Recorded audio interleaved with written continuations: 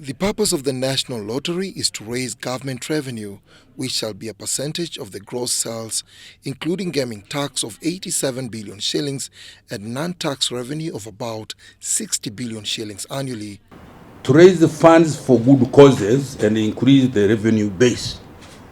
And as your Minister for Finance, that's my biggest headache. To raise sufficient money to cater for all the needs of people in Uganda is a big task. So I'm welcoming you to be part of my partners in that mission.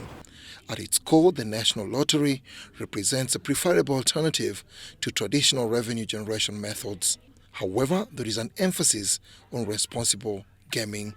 So it took us more or less, we did a due diligence, and within about a year we knew, and we did a lot of spade work to understand the customer profile and to also understand whether the games will be acceptable and to localize the games.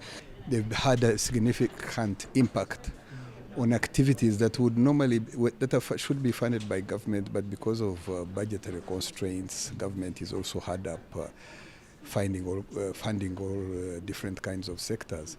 So things like sports, as you know, we've had issues of funding our sportsmen and women in competitions.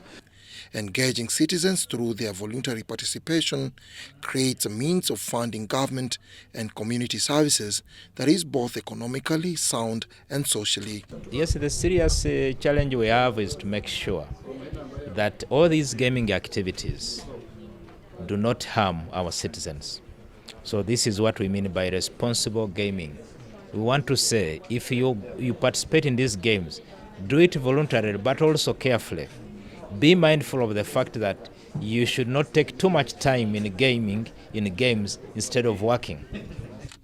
The National Lottery is first of its kind in Uganda and will create over 1,700 jobs for Ugandans. There is a problem that does not allow me to sleep comfortably.